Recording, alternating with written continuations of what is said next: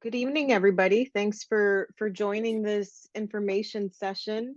Um, my name is Edna Becerra. I'm the Executive Director of Enrollment Management and Marketing at Whittier College. I'm joined this evening by two fabulous members of our Office of Housing and Residential Life, and I'll have them introduce themselves, please. I'll start. My name is Joseph Melendez. I'm the Director of Housing and Residential Life, and I'll let Samira introduce herself. Hi, my name is Samira, and I am currently a resident advisor for Whittier College, and I will be head RA next year. Excellent, thank you. Just a heads up for everybody, this session is being recorded so that others can log on and watch it in the future. In case they're not able to log on this evening, we want to make sure everybody gets the information that they need. So I want to make sure we answer questions that are important to you all. We're happy to lead the conversation and ask questions that we anticipate are important to you, but we really do want to hear from you. So feel free to raise your hand, turn on your camera, or drop a question in the chat. I mean, we can get started with a few. Let's see. Why don't you tell us, Joe, can you tell us, so first, I think the pressing question for most folks here is, when is the housing deadline for new students to Whittier? Great question. So our priority housing deadline is June 9th.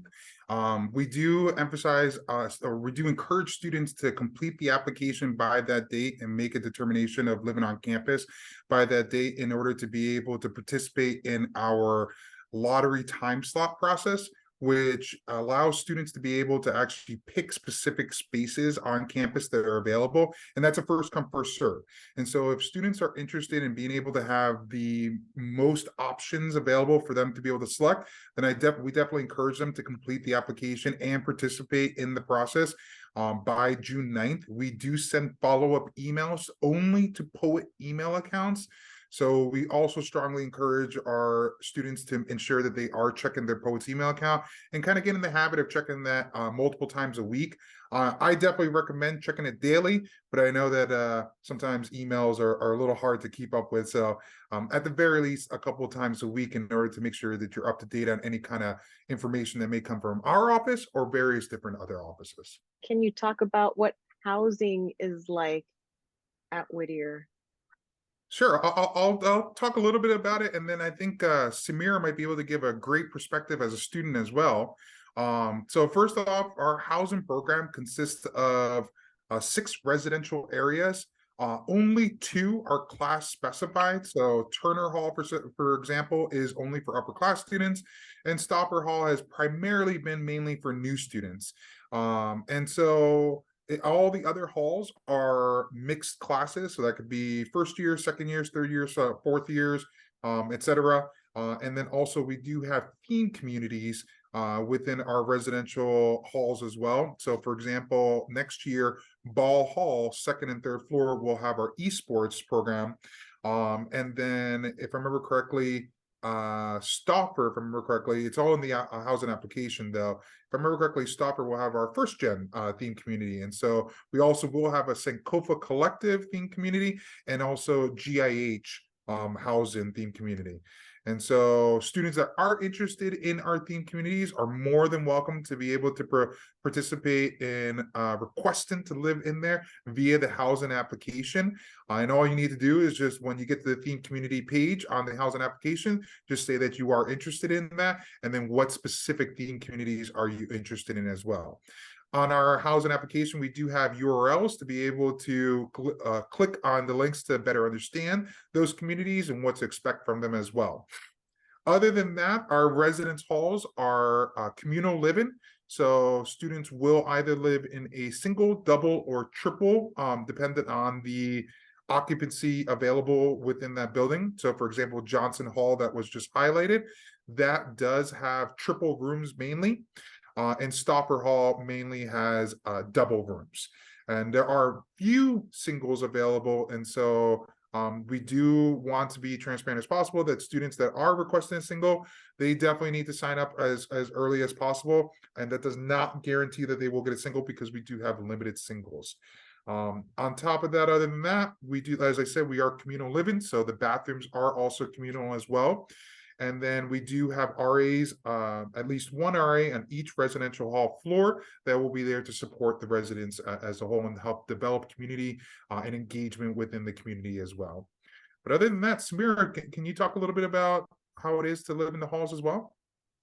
Yes, I personally live in a Stafford that is the first gen hall. Like I am an RA here, and I can say that having these team buildings help the students basically to engage with each other, mostly with freshmen because they have something in common, like something else can they can make friends and they can talk about.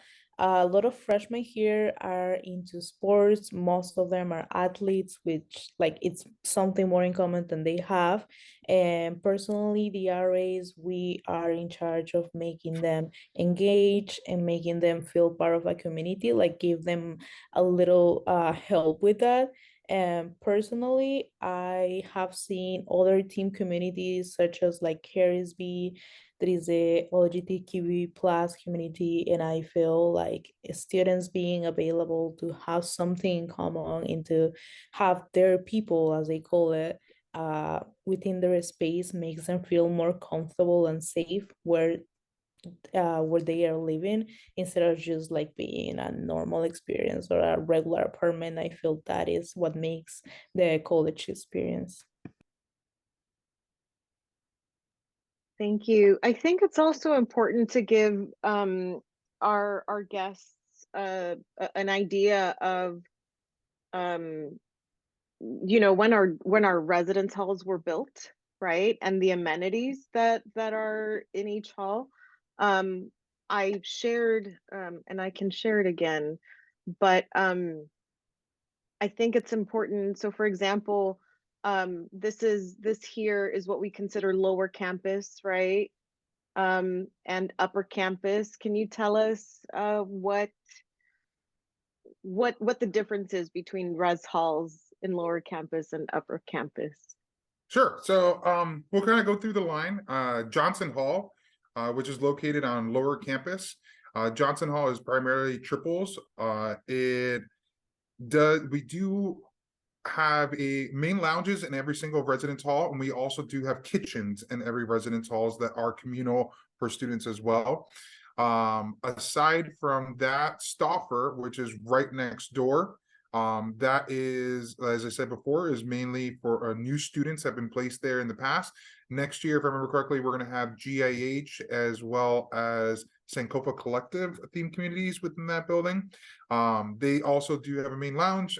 They also do have a kitchen. But what's unique about Stauffer Hall also is that we do also have a fitness room within Stauffer that has treadmills, row machines, ellipticals, and then a fitness trainer weightlifting machine as well. While it's not definitely nowhere near as big as the Graham Athletic Center fitness room, it is definitely a smaller size fitness room, but it fits for our community. As I mentioned before, I think it has 2 treadmills, 3 ellipticals, 1 bike machine, a row machine, and a fitness trainer. So definitely is a smaller one, but students are able to use it between the hours of 6 a.m. and midnight. And so definitely a large window of time for students to be able to take advantage of that. Moving over to Ball Hall. Ball Hall is doubles mainly. We do have a Ball LLC, which you can actually see behind that tree in that picture. That's actually a classroom over there. So there are classes that do occur within the residence hall. On the left side, the tall part of the building, that is where the residential area is. We do have 2 main lounges technically. One is in the main entrance, which is right there in front of you, as you can see, kind of between the blue section and the white section. That's the main entrance to the building. That's a main lounge. And then in the basement, we actually have a very large main lounge area as well as a dance room located within the building as well, which students are able to reserve, or they can also join our dance team and they can practice in that dance room as well. I believe they do have weekly practices, if not by twice a week practices. Moving over to Womberg Hall. There we go. Womberg Hall, which is located by the Graham Athletic Center. A lot of our athletes enjoy living in that building since it's so close to the GAC, as they call it. Womberg Hall has one main lounge, a communal kitchen in that main lounge area. Each of the residence halls have a kind of game table. So, for example, as I mentioned before with Johnson, they have a foosball and shuffleboard table. Stopper has a ping pong table and a pool table. Womberg actually has an air hockey table located within the building. And then the main lounges also do have TV. So Womberg's main lounge has a TV as well. This is standard double living, as double occupancy size living rooms, and some singles as well. And then moving over to Harris, Harris will be a little bit more unique. These are going to be broken into 4 different Harris buildings, 2 floors per Harris building. So Harris A, B, C, and D. And then each of these are they're going to be smaller communities. And so, for example, on a regular floor within Stopper, it can have anywhere from 60 to 70 residents, since that's a larger residence hall. Now, Harris, however, will have probably on one floor, Harris A, first floor, will probably have closer to more like 30 residents. And so they're definitely smaller communities. Each floor does have its own kitchen as well, main lounge, the TV to be able to utilize in there. And then I believe they have pool tables within their Harris's as well. And so that's a smaller community. Oh, and then we also do have a grill that is located outside of Harris, and then also located behind Ball Hall as well. And then in Turner Hall was more recently renovated. All of our other buildings, while they have been renovated throughout the years, Turner Hall actually had a complete overhaul renovation. And so between the walls, the lights, the rooms, I'm trying to think what else. The carpet, the bathrooms, especially, those were completely renovated in order to modernize it for our students. And so this building does mainly consist of double rooms, some singles again. They do have a main lounge on the first floor.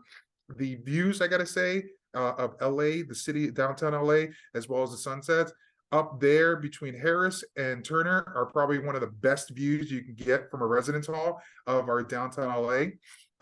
And then other than that, we do have an elevator located within this building as well. And again, it is communal bathrooms in all of the residence halls.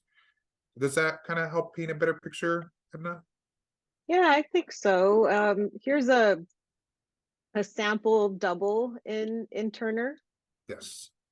We borrowed someone's actual room, so students are welcome to decorate their spaces to make them their own. What's storage like in the different halls, Joe?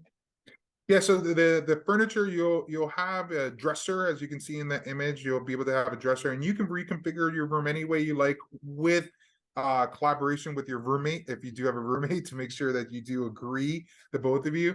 So there is the furniture that's offered. As you saw with that first picture, there is that kind of cubby area that's shared. And then above the closets, you'll notice that there are these kind of storage units above there available for students as well. So this is Ball Hall. This is Ball Hall single. Can you tell us, Joe, who gets priority on singles? How can you go about requesting one? How many singles are available on campus? And who gets first dibs? So on average, as I said, we have very limited singles available. So in each residence hall, it's going to vary. So for example, with Johnson, we have, if I remember correctly, 5 singles. And then in Stoffer, though, we'll have, if I remember correctly, it's 9 to 12 singles, if I remember correctly, off the top of my head. But there are two main ways for students to be able to get singles. One is going to be through the housing selection process. As I said, this is another reason to make sure that you complete it by the priority deadline. You're able to get a time slot. Time slots are issued by class. And so as a returner, seniors get the best time, and then it'll go juniors and then sophomores and then first years. But as a new student, you all get just kind of a random time slot. So as long as you finish by the priority deadline, you will be in your best case of being able to get the best time slot you can get. Once you get the time slot, you just pretty much try and see if there's a single available. If there's a single available, great. Now, the second way that you can get a single is if you have a medically related need for a single. So if you have a medically related reason to have a single, you will need to work with Student Accessibility Services. Now, Student Accessibility Services works closely with the Housing Accommodations Committee, which that committee actually will make determinations of whether or not students are approved for singles for medically related reasons. Now, if they're approved because of medically related reason, and especially if we definitely encourage students to start talking to their office as soon as possible, so that way it's approved before the selection dates. If you get approved before the selection dates, then you'll actually be placed into a single automatically. And so those are two different ways to be able to get a single. One is through our housing selection process. The other one is working with Student Accessibility Services, or SAS. And you can email them at sas@whittier.edu. But we definitely encourage you to reach out to them as soon as possible if you do have a medically related reason, because the process will require doctor notes, and it can take anywhere from 2 weeks to possibly 6 weeks to complete. So working with them as early as possible is critical. Great, thank you. And I just want to remind you all, we are taking questions, so please, raise your hand or drop your questions in the chat. We want to make sure that you leave this evening with the information that you and your family are looking for.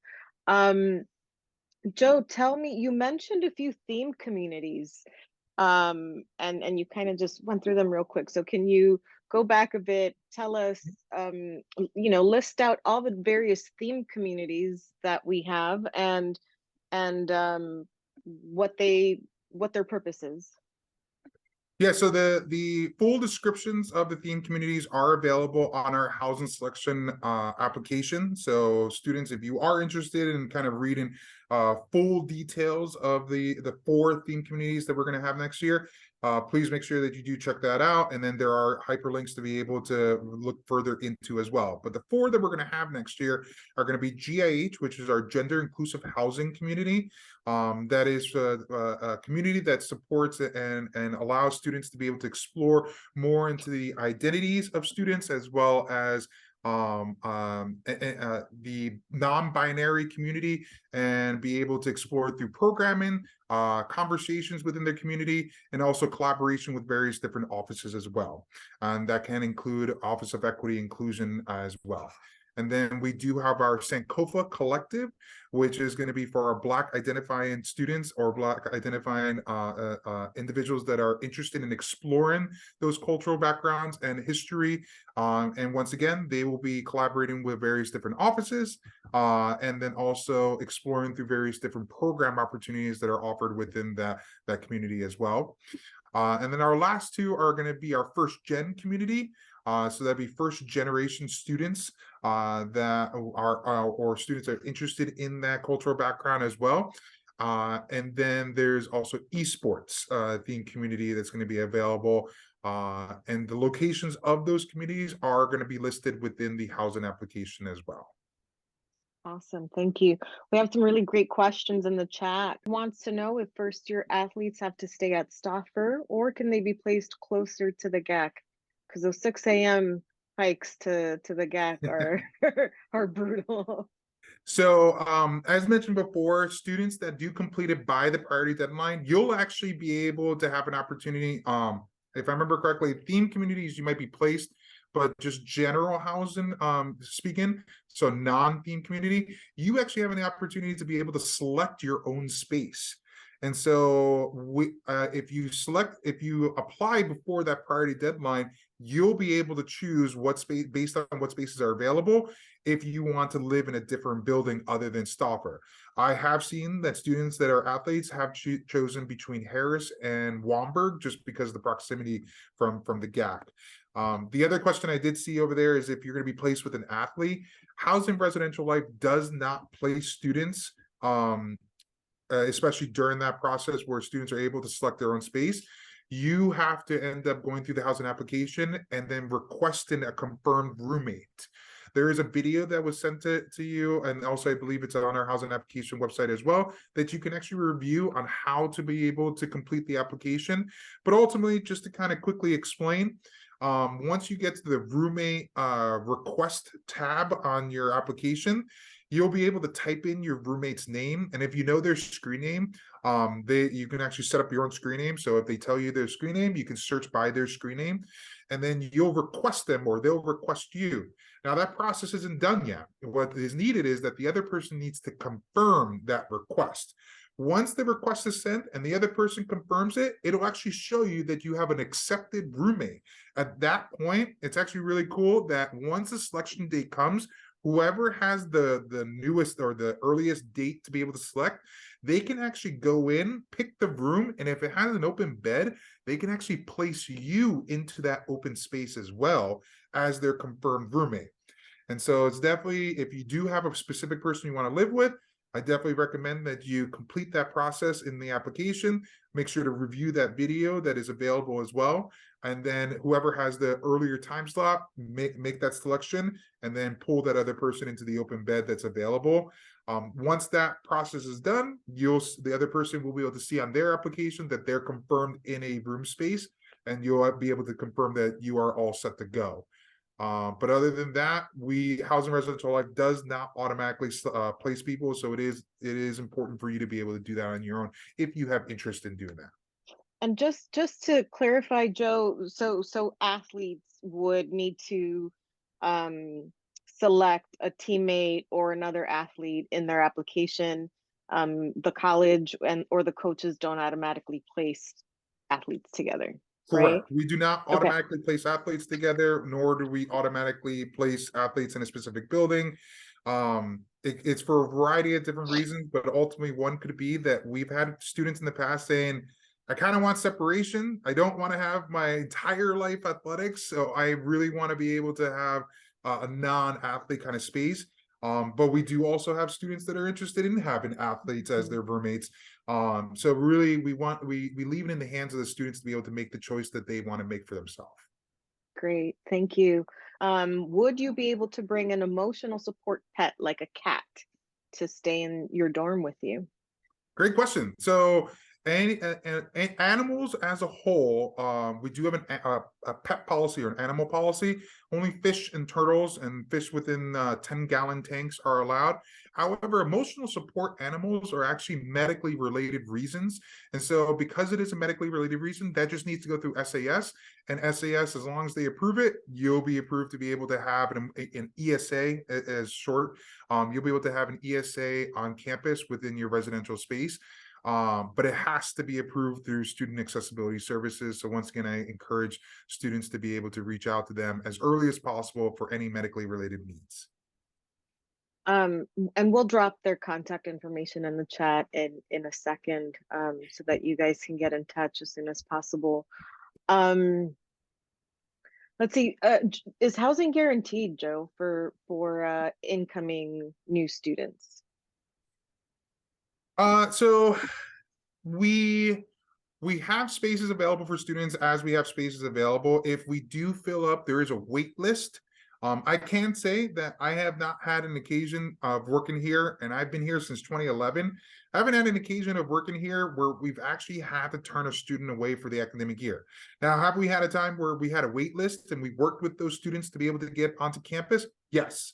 That full transparency, we have had those occasions, but we've worked with those students in order to be able to provide an opportunity for them to live on campus. but it is first come, first serve. And so if it gets, that's another reason why we do encourage to complete the application by that priority deadline. Because I can definitely say that I have never met a student that completed the priority deadline date and did not get a space on campus. Great. I lost my train of thought a little bit, sorry. But once a student secures housing for the first year, are they guaranteed housing the following 3 years?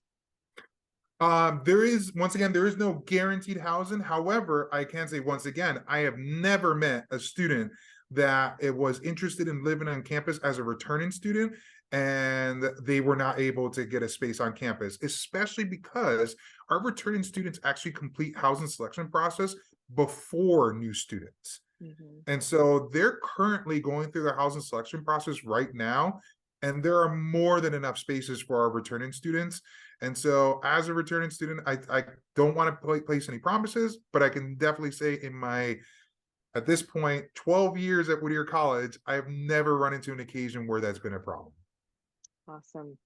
Asks a question that is one of my favorites to answer because it brings so much joy to everybody moving to Whittier. How does vehicle parking work on campus, Joe? So vehicle parking is under campus safety, our Department of Campus Safety. They're, I believe in your orientation checklist, there's going to be a section over there to be able to complete your vehicle information for campus safety. Once you register your vehicle with campus safety and complete that process, you'll pick up a parking pass from them during orientation, and then you'll place that on your vehicle where it's supposed to be placed. And then as long as you abide by the various different parking lot locations, so there are specific lots for commuters, for faculty, staff, for residential students. So as long as you abide by those parking lots, then you'll be fine. There's no issues, and you have your parking pass. The nice thing about Whittier College, considering that I've worked and also attended different institutions, is that Whittier College doesn't charge for their parking permits. I remember going to my undergrad, it was about $700 per semester for parking. And so, and that was just for outdoor. I was in a snowy area. Apparently it was like $1,500 for the indoor. But ultimately we do not charge for parking. So it's just a matter of completing the process through your house, through your orientation checklist. Yeah. The other part of that is, well, are there restrictions as to who can keep a car on campus? I don't want to speak too much about for campus safety policies, but my understanding is that pretty much anybody can get a car as long as your car is registered, and legally registered ultimately and insured. Then I don't believe there's any other restrictions. Right.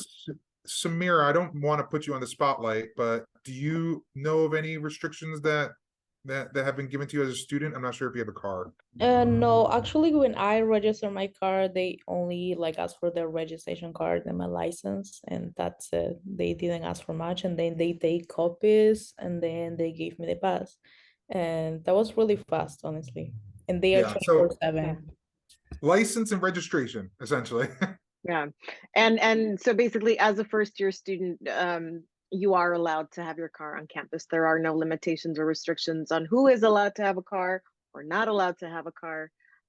Parking is free and everybody can have their car here. Asks, where do students live if they don't live on campus? And so Joe, can you tell us a little bit about Whittier's residency requirement or off-campus exemption? And then tell us about off-campus housing options. Sure. So our residency policy, and we can put the URL in the chat as well for individuals. But it is that all students are required to be on campus unless they are 22 years of age. If they are senior status, so that's 90 completed credits or more, or live within, I believe it's 25 miles, if I remember correctly, of the college. But it is located on our housing application and also located on our website as well. I'm just put the URL within the chat right now in case you're interested in looking. But one of our first questions within the housing application does a checkbox with you, kind of seeing do you meet the requirements above if you are looking to be exempt from housing. And so that'll allow you to be able, as long as you go through the housing application, it'll allow you to be able to check that process for you. But all other students are required to be on campus unless it's a medically related reason. Once again, then you would work with the Housing Accommodations Committee through Student Accessibility Services. Or if there's a financial related reason, then you would work through our financial hardship process, which is located on that URL that I just posted as well, whittier.edu/reslife/off campus. As far as where do students live off campus, unfortunately, I'm not too familiar. I'm going to give you the very narrow information I do have, which is I do know that we have a variety of different apartment complexes and apartments available within the area. However, I have heard anecdotally from students that anybody under 20, it's really difficult to rent because landlords don't often like to rent out to people that are too young. But once again, that's anecdotally. It's my very rare or very narrow, limited knowledge of off-campus housing because we do not have a off-campus support aspect of our department. Great, thank you. Now, everybody needs to be fed when they live on campus. You said that there are kitchens in the res halls, but is every residential student required to purchase a meal plan? Yes, so meal plans are required for residential students. Once again, the exception would be medically related reasons. And they would go through that Housing Accommodations Committee through Student Accessibility Services. But just traditionally speaking, all residential students are required to have a minimum 10 meal plan. So our meal plans range from 5 for commuters, 10, 15, and 19. And they will include or not include flex. And so I'll talk about the meal plan aspect, and then I'll talk about flex after that. And so the meal plans, I believe they reset on Sunday. So they're not like rollover meal plan minutes or anything like that. You either use them or you lose them. And so if you do a 10 meal plan, you'll have 10 meals to be able to swipe for that entire week, starting from Sunday, if I remember correctly. Either Sunday or Monday resets. And so once you run out of those meals, your meals are done for that week. And if you get a flex plan, you could swipe your flex in order to be able to purchase more meals, or at the dining hall, they do accept cash and also credit cards as well in order to be able to purchase meals on top of that. Now, when oftentimes I get the question of what meal plan should I get? So ultimately, if you as a student feel like you eat breakfast, lunch, and dinner every single day, and you plan on having brunch and dinner on weekends, Saturday and Sunday, so breakfast, lunch, and dinner Monday through Friday, brunch and dinner Saturday and Sunday, you will make every single meal. I recommend getting a 19 meal plan. Now, at the same time, if you know you're going to have less than that, then you kind of gauge, well, how many meals do you anticipate getting, and whether or not a 10 or 15 would be more appropriate. More common meal plan that I see is the 15 meal plan, especially for those that do not plan on having every single meal every single day. Now, flex, moving on to that, flex is used more of a common language would be a declining balance. And so essentially it's 200 points or dollars that are given to the account of the student that they're able to use at 2 locations on campus. One's called the Spot and the other one's the Dining Hall. And we already talked a little bit about the Dining Hall. So the Spot is a kind of small store that has a grill, so you can get anything from turkey clubs to chicken clubs to they have burgers, and also the Impossible Burgers. It's not Impossible as the brand, but meatless burgers, essentially black bean burgers. I know recently they've started with a Philly cheesesteak sandwich and also chicken Caesar wraps as well. And so these are just a few items that they can just order at the grill, and then they'll make it fresh for you. And you use your Spot points in order to be able to purchase these items. They also have beverages, chips, snacks, and they even have a small little Starbucks kind of store over there. So if you're looking for your Starbucks coffee every day, you have the opportunity to be able to get that on campus during their hours. Awesome. A quick show of hands. Any parents joining us this evening? You can just raise your hand. Because I have a first year student in college, and what I what I highly recommend you budget for is your kids DoorDash and Uber Eats orders. That is not something we expected, and so even though my kid has a solid meal plan, college kids get a little bit lazy, and then they end up dropping like $20 to $30 on DoorDash. So talk to your kids, and try to budget for that, and or maybe come up with a balance, right, of pre-purchased swiped meals at the dining hall, and then let them know they can order DoorDash on the weekends or whatever. But just a tip from parent to parent. I do want to add one more thing also about the dining hall. I do know that some of our students have really busy schedules. It could be anything from athletics to internships off campus, or even just an odd job off campus, or just they want to, whatever other responsibilities they have. And sometimes that makes them not be able to meet the dining hall hours, especially in the evening time. I can definitely say our general manager of our dining services is an amazing person. And as long as students reach out to that person, Lucy Alcaraz is her name. If you ever find that your student's saying, I'm just missing the dining hall hours and I'm not able to make dinner, if they just reach out to Lucy, Lucy has worked with so many students in order to provide meals outside of our dining hall hours. And at the very least, sometimes they can work together in order to that she can pre-package meals to let them pick up before they get busy, so they ensure they have meals for even that day that get charged to their meal plan.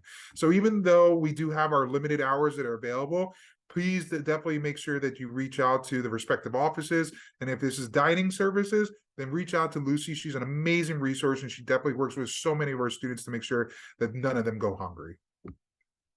Tell us about what students are allowed to bring, what's provided. You talked about the furniture that's provided in the rooms, but is a microwave and fridge provided, or is that something students can bring?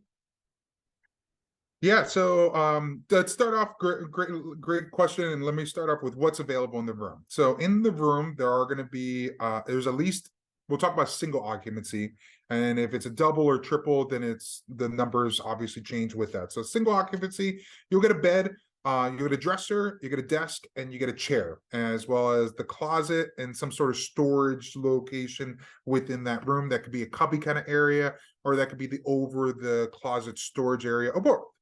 And so that comes standard in all of our rooms. Now, what are you allowed to bring? There is a section of our website, which I'll put in our chat as well. But ultimately, it gives you a breakdown of what you're allowed to bring and what you're not allowed to bring also. And so you also will be getting a publication from one of our collaborative vendors, OCM, off-campus marketing, if I remember correctly what that stands for.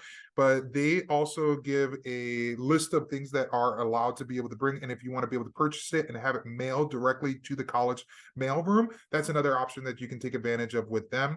And then you'll be getting that in the mail sent to you over the summer, though. And so if you're interested in taking advantage of that, you can do so as well. But ultimately, it's just some highlights. The fridges, we do have a restriction on the size of fridge. A micro fridge is pretty standard, what most people bring. The microwaves, we do have a restriction in the sense that you shouldn't, I think it's about a 900 watt microwave, or maybe it's 1100 watt microwave. I said if you look at the micro fridge, a lot of times they come with a combo of the microwave and the fridge.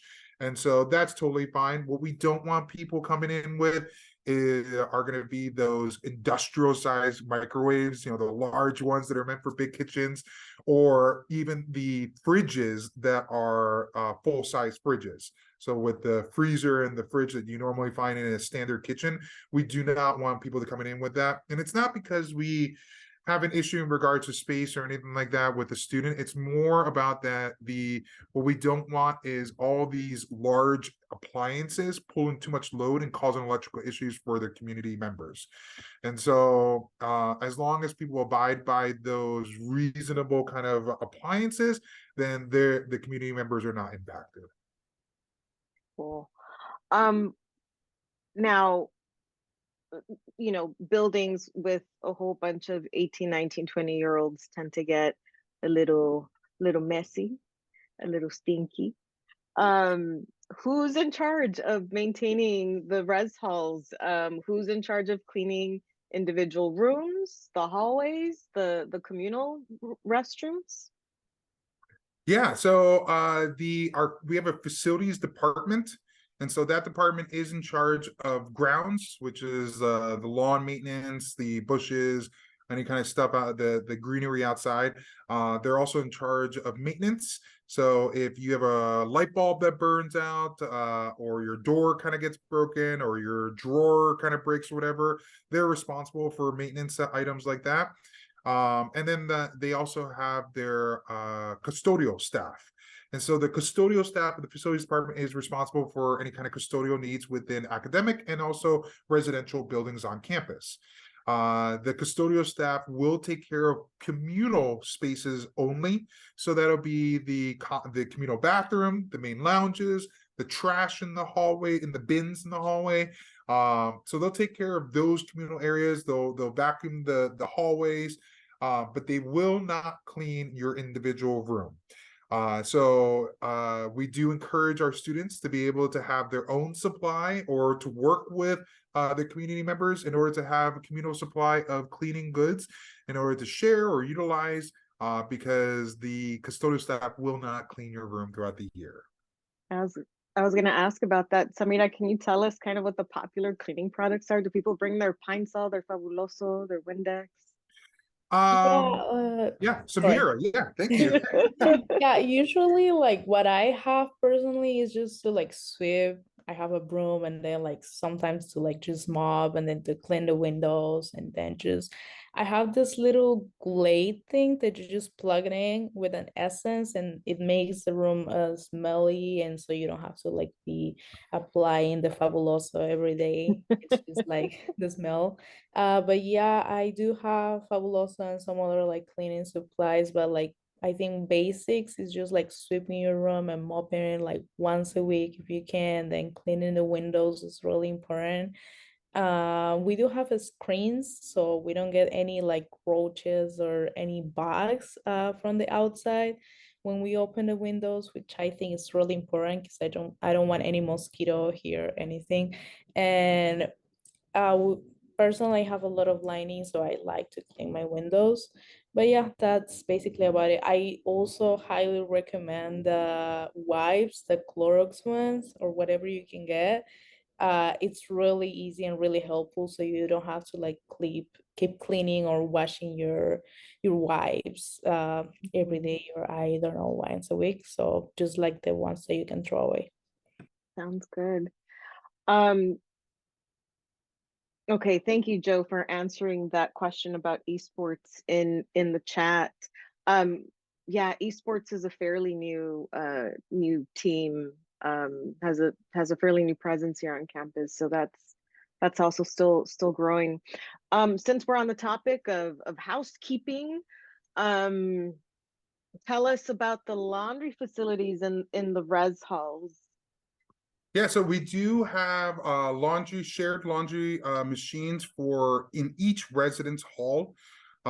We are looking next year to upgrade the machines that we do have available, and right now we're using coin operated via an app.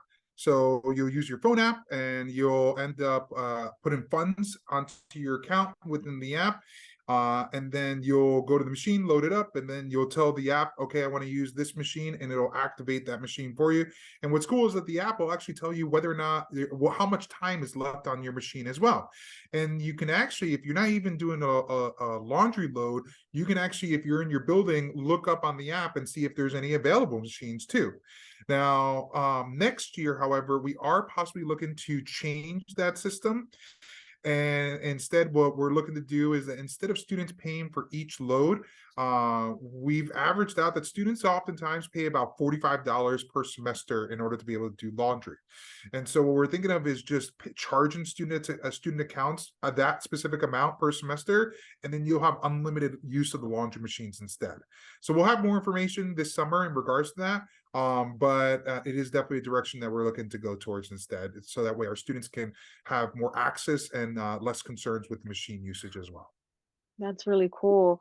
And obviously that just covers washing cycles and drying, right? That doesn't include detergent and softener and things like that. Correct. We only provide the machines. We do not provide the supplies to be able to, so the soap and the or dryer sheets or anything like that. I did want to add though that the change for the charging for the account and doing unlimited use, that was actually gained from, we do an annual survey with our students to get their feedback on their experience and what kind of improvements that can occur. And that is due to some of the feedback that we got from our residential students that they requested to go towards that direction. Great, thank you. We have about 12 minutes left in our session here. So if you have any questions, please continue to drop them in the chat or raise your hand. I feel like we do need to talk about something super important because this is, you know, the eastern part of LA County. It gets really hot right around move-in time. So one, I do want you to confirm the move-in dates, right, for fall 2023, because I know there's some folks who are anxious to perhaps book their trips or block off that date on their calendar. But move-in happens in late August, and it tends to be really hot in LA, and our residence halls are classic, right? They're classic. They're not new construction, and they're not all air conditioned. So how, Samira, you know, how do students keep cool? How long does the hot season last, first of all? And how do you keep cool during those weeks? Yeah. So Let's have Samira answer as a student, and then Joe, you can tell us about what students are allowed to bring as far as coolers and AC units to help them stay cool. Yeah. Yes, so I was here all summer in Wamber personally, so it gets really hot. I even had a roomie, but honestly, we had a fun and like that honestly keep us cool. I'm not like the kind of person who gets like hot like that easily or like hates the hot specifically because I come from South America, like that is kind of like common there, so it's not like I am afraid of the hot or anything. Here when I came back for the fall semester, it was really hot. A lot of the students were like kind of like complaining about it, but like most of them like got it solved, mainly because of the fans. Like honestly, I highly recommend having a fan. I know that that is not an issue with like Rest Life having a fan uh in your room, and it's really convenient. I know that like some students might have the question if you can bring an AC, and that is something that you will have to see with the students accessibility services. Like you will have to get approved for that before, if your room does not have an AC. I know that Harris and Turner have AC. Stoffer, unfortunately, it doesn't. But I will say be prepared with a fan, or at least like two mini fans like that can give you the air and the freshness. And I will say always keep your room with the windows open. That is really important. Some people like are complaining about the hot and everything, but like they keep their windows closed, and that is like what basically makes them be like burning inside and they don't really know. So that will be like my recommendations, and like always being sure that you have your bottle of water to like keep yourself cool. And also, how long does this last? as it was from last semester fall, it was about a month. We where it was like really hot, and it came like to be a little bit cooler, and then right now it's freezing. And the good thing about that is that we do have the heater during the cold times. Cool. And for those of you who aren't from LA or Southern California, she's right. It's freezing. It's a whole 50 degrees right now. So you can laugh at us, but we're really cold.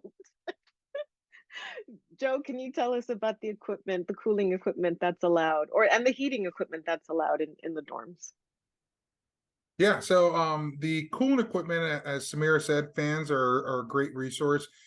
We do not allow air conditioners that unless it's medically related, that it's approved through our Housing Accommodations Committee, as Samira said before. The thing that we do recommend though is that students are allowed to use a low amperage air cooler.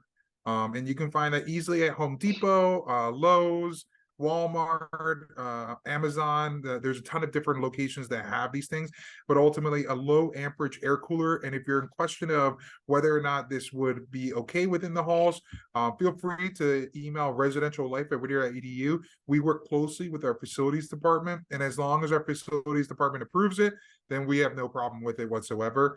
But that's definitely an option that some of our students have taken advantage of, and they find that it has helped out within the hot period. But as mentioned before, the hot period is really just for the month of August and September. And once that changes, I'm from New York, so I personally find this beautiful weather. I know that my colleagues are saying that it's freezing, but for me, I'm still going out in a t-shirt if I can. We're cold. I have my big coat. One more thing in regards to, one of my favorite things this past semester in the fall, we had an unusually hot summer, or hot fall in LA, with several heat waves, and I really liked how the Whittier campus community came together to make sure everybody was safe, everybody was cool. Can you tell us about the measures that take hold, right, or that are rolled out when the weather gets unbearably hot, especially for students who live in halls without air conditioning? Yeah, sure. So I know that as far as the campus committee work together in order to be able to provide a variety of information as well as programming for our residential and also commuter students as well. And so we reminded our students of where our air conditioned locations are. And so while only Turner and Harris have ACs within the entire building, if I remember correctly, all of our residence halls have a section of communal spaces that are air conditioned. So for example, Stop or Main Lounge, it's a pretty large main lounge. The entire main lounge is air conditioned. Johnson Main Lounge as well, completely air conditioned. The Ball Hall, first floor, and that basement large lounge, completely air conditioned as well. And then Womberg is the only other Womberg's the only other building, and that main lounge is also air conditioned as well. And so we provide also advertise, and I know our Office of Student Engagement in collaboration with athletics work together in order to provide extended pool hours for our students, as well as spaces within that area that was air conditioned in order to participate in engagement and community development as well. And so between programming and just kind of making sure that our student informing and educating our students, inform them of where the air conditioned locations, not only within the residential areas, but also our academic buildings. Some of those spaces were open during that period in order to allow for students to study and engage and just overall hang out within the spaces that were much more cooler. Yeah, that's right. I remember the library staying open well past midnight, I think, so that students had a place to sleep a little bit and relax in the cool air. We have a question. It's a very important one. How safe are the dorms and the campus? I think I can answer that unless Samira, do you want to pitch in on that a little bit? Yeah, honestly, I've been living here for already like a year and a half, and I have never had like any problem with any like safety issue. Uh, I mean, like thefts or anything like that. I have never had any problem. And also we have campus safety and they are 24/7. So even when like the RAs are sleeping and when no one is awake, they are doing their rounds around the campus. They are always there. They are not like a police, but they are like the campus security. So they are not gonna go beyond the campus. That is a good thing. They have their mini golf carts and they are always like going around campus. You can call them 24/7 if you have any issues. As far as I am concerned, I have never had an issue and I have never heard from anyone who has had an issue. And also like the area where we are located, like in Whittier, is really safe. I've never been afraid to like be walking around here or be here, and the campus safety security is also a plus because they give us like a sense that we are safe in our own place. They are also doing rounds right now with around the buildings, and I know that some of the buildings have also cameras, so that is for me is really safe. I have never had an issue, as I said multiple times, and I don't know anyone who like complains about security on campus. Yeah, and I've lived here for, as I said, for about 12 years. Some of our pro staff within Housing and Residential Life actually live on campus as well. That includes me as well. And so, as far as safety on campus, I personally have not seen large issues, or I have not felt unsafe on campus. I've walked around during the daytime and also late at night, just to kind of get a nice walk out. The campus is well lit in order to be able to see around the different areas of campus. As Samira said, campus safety constantly patrols campus. And so there is definitely a presence. We do have RAs that are on call in the residence halls from 8 p.m. to 8 a.m., but they have a physical presence in the buildings from 8 p.m. to midnight at the very least. And so if you are interested in looking at Clary stats, which is our crime stats that are federally required, you can definitely check out our campus safety website, and they do have a report that they publish on their website if you're interested in seeing those specific stats. But other than that, as a member of the Live On community, I can definitely say that I personally feel safe on campus and For within sure. the community area as well. Yeah, there's always a grown-up present, right, in the halls. I think our dean of students lives on campus. We always have one faculty member living on campus with their family, in the faculty and residence program. So there's always an adult. And then tell us about the blue light system on campus. I think that's important. Yeah, so the blue light system is managed by campus safety as well. And so it's common amongst many different college campuses across the nation. So you may be familiar with it already, but if you're not, essentially what it is, it's this pole that is, there are various different locations on campus. You'll find this pole that has a blue light at the top, and at the bottom, right about stomach or chest height, there's going to be this kind of phone looking thing that has a button on it.